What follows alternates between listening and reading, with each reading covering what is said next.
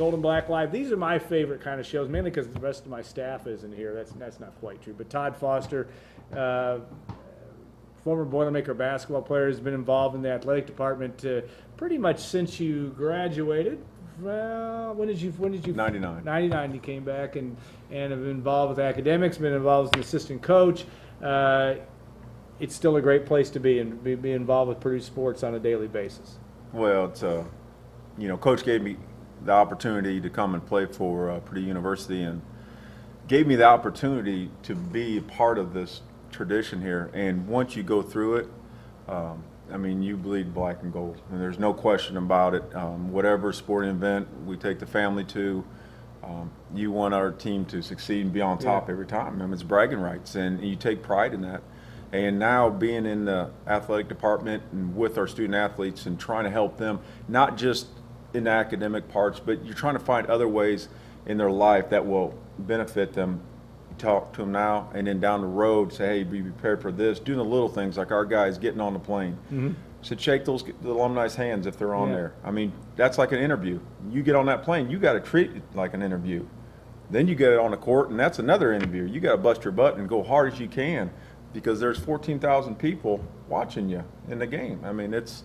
You try to help each player and understand that it's not just coming and playing 4 years and leaving. No, once you leave here, you're part of the family, and it's a great tradition. Yeah, the team dynamics has been interesting to watch in the first. And I'm sitting in the stands and watching, but you look at that what I call the extra pass. So that's one thing I'm seeing in this team right now in spades after 3 games.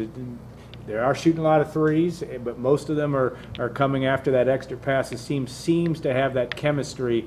We're talking about Matt Painter's 2015-16 team that can really could have a special year just because they seem to get along. Yeah, they have. They have the right recipe to be a great team. It's early. It's November. A lot of things can go. What I kind of question is, how are they going to be in January and February when it rolls around?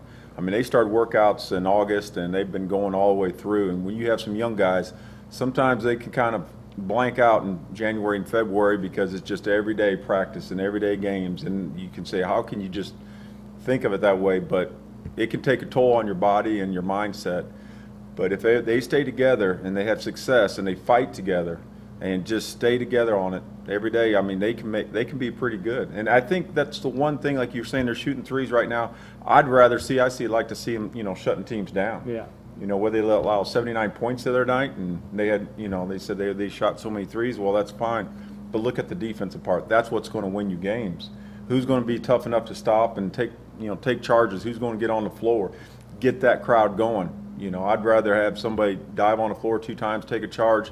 That gets the crowd more excited than someone just hitting a 3. All right. Todd Foster's in the same company with John Havlicek, Jerry Lucas, Bob Knight, and then the 6 seniors that you played with. In fact, the fact that you won 3 consecutive outright Big Ten championships as a player. That's only been done twice by 2 schools, Ohio State and Purdue.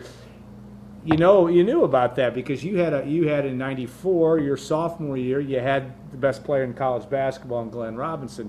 Talk about the differences between what it was like in '94, then in '95 and '96. Few people thought Purdue was going to compete for the Big Ten championship. You found a way to win it both times. Well, in '94, we had the one play, give it to Big Dog and get out of his way, go stand in the corner. Yeah. That was our favorite play, and we ran it over, and it worked pretty well. He's good at that. Yeah. And he was by far the best college player I've seen in person. Yeah. He was just still naturally is. strong. He's still pretty. He was just naturally strong. He got in the weight room, and he could do power cleans from the day one when they just showed him how to do it. And he was just knocking it down, and he was mean when he played. Yeah. There was a lot of 6'9", 6'10" guys out there that looked big and strong. That's a lot of times I drank 8 cups of coffee to try to go through them because it made them look 6 foot after 8 cups. Yeah. But Glenn was just a fighter. In practice, he would compete and he wanted to win. And to me, he made everybody else better. And we had some of the hardest, I would call, games were our practices. And once you get to that mode, man, you're getting in practices and they're hard and harder and harder. Comes game time and they're easier, you're doing something right. And that's what Coach Katie always did. And with Glenn, it was easy to give him the ball and get out of the way and just watch him work. Then it came the next year with Conzo and Matt Waddell being the seniors. We knew we had to prove something. And from the day one, we were 1-2 going into conference play, went at Iowa and won that, and things just started rolling our way. And I think we won the last 8 games, conference games that year to win the Big Ten. And then my senior year, there were 6 seniors, and we just felt like we knew we could play. Well, we had Chad, Austin, Brad Miller, which was pretty successful. Yeah. Brian Cardinal was a redshirt freshman. But we knew in practice that we could, we were all fighting for positions. I didn't get into the starting role. Everybody wanted to start. I just wanted to win. Yeah. I don't care who scores the points. I don't care, who's going to start. I wanted to be out there contribute, but I wanted to win and give it to the coaches and the fans. That's why you're there, to play for them. And when we wound up winning the Big Ten that year, we were deep. We were, we had 5 in there, and we could sub 5 out. And we were always going after each other in practice, and I think that's what made us successful. We were going against other teams, and we just out-hustled them, and for 40 minutes, we out-dogged them all the time. Yeah, it's interesting because we talked in the office, Brian, and especially trying to identify what team is 2015-16 maybe most like. You might build a case for 96 in terms of depth, because you really did have. You could go 8, 9, 10 deep. This team can go. This team may be able to go 10 or 11 deep. But you had the 6 seniors, but you had Brad and Chad. You had Alan Eldridge. You had other guys that could certainly help move things forward. I think that's what this team. The big key is when you do get in January, February.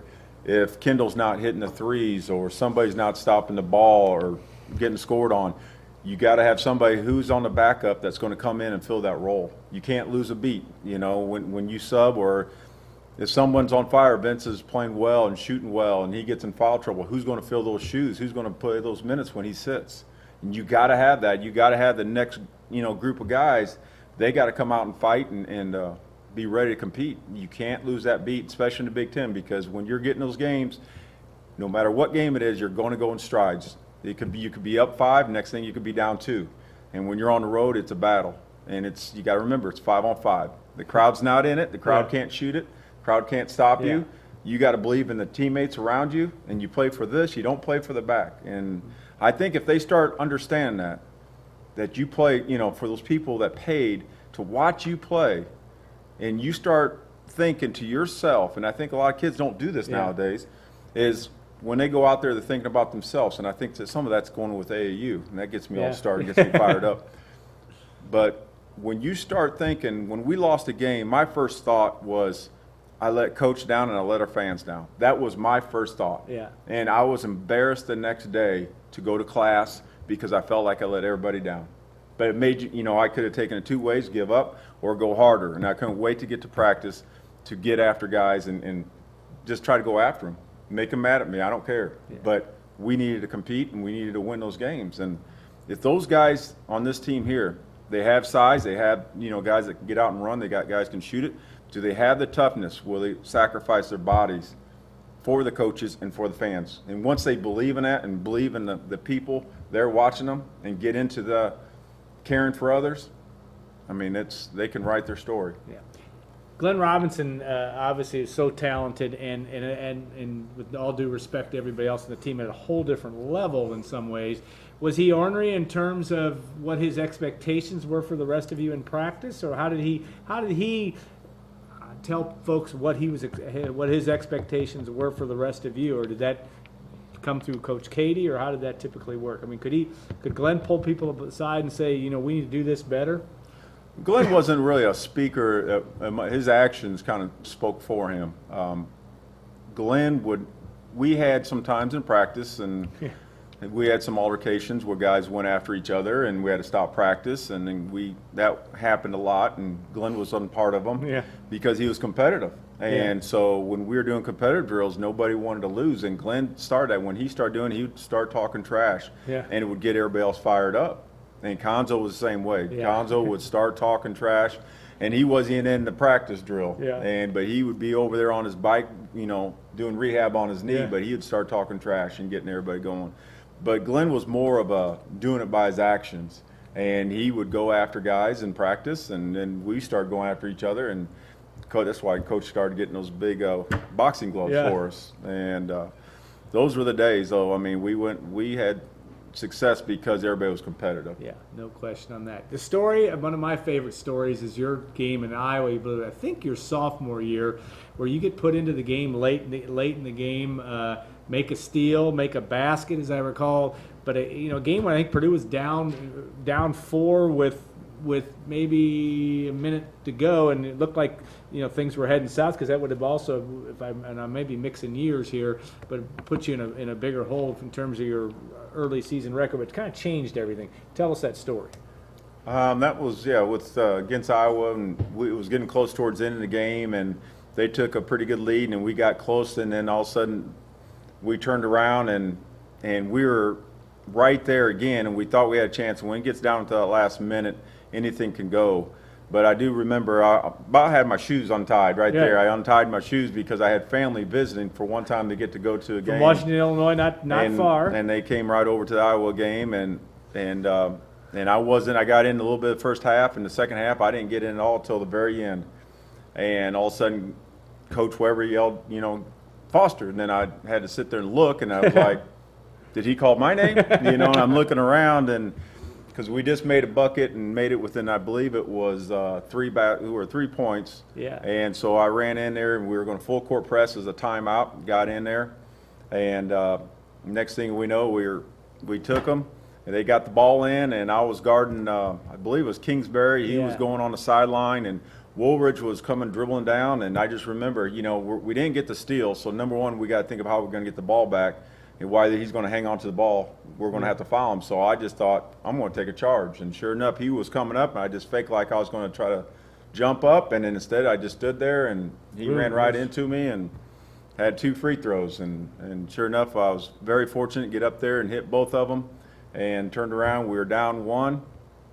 They had the ball again, came down there. They turned it over. It was our ball, and we had an press offense. Conzo and I, we all broke up. Conzo was taking it out.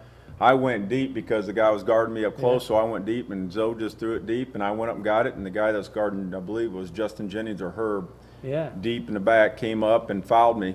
And so it was basically 3 seconds left, and I made the first free throw to put us up 1 somewhere. I missed up there. We went up 1, and with 3 seconds, and I do remember before I made that shot, it was tie game. And I was sitting at the free throw line. Kingsbury came up to me and grabbed my shooting hand and squeezed it and said, "Don't feel the pressure." And Conzo was sitting there talking trash, and Waddell was sitting there talking, and I couldn't say anything because I haven't shot the free throw yet. And I said, I can't talk trash yet because if I miss this, that'd be the last thing I will ever say. And so, fortunately, I hit the first one, go up 1, and then I missed the second shot, and they thought I was going to hit it, and they were trying to think of a play. They were out of timeouts, run a play, throw it deep. So when it came off, it kind of shocked them, and then they had like 3 dribbles, and they had to heave it up there. And everybody thought that was the greatest, smartest play I ever did, is miss that last one so they couldn't throw it in. But I had to say, to be honest, I tried to make it, and if I missed one, that was the right one to miss. Because that set Purdue in motion to that second Big Ten championship in early 1995 with Conzo Martin and Matt Waddell as captains. But that was a huge win and one of the great comebacks in Purdue history, of which Purdue had its share of doing that. Had its many times where it had the opportunity to do that in the Gene Cady era. I like the fact that the coach in Todd Foster brings over the looking at the Purdue basketball schedule and how the Boilermakers, because winning the Big Ten is important to Matt Painter, and it's obviously was important in your day. But the schedule is so different than it was. You talk about the teams Purdue plays twice: Iowa, Maryland, Michigan, Nebraska, and Wisconsin, and then the play once. But just as you look at Purdue's schedule in Big Ten play, what jumps out at you in terms of what Purdue has to do to make a good run at the Big Ten championship this year? It is a different schedule nowadays. I wish we could play every Big Ten team twice, and that will never happen. But that would be great starting Big Ten season in December. But if you beat somebody at home, you have to go to their place. Now, when you get the schedule, which 8 teams do you play once? And who's strong this year and who's not strong? So basically, when you look at that and you look at your team, are they young, are they experienced, do you have leaders, do you have depth? I think that is crucial going into it, because you look in January, a lot of our games that we play in January right now, we really don't have the top part of the conference teams in there.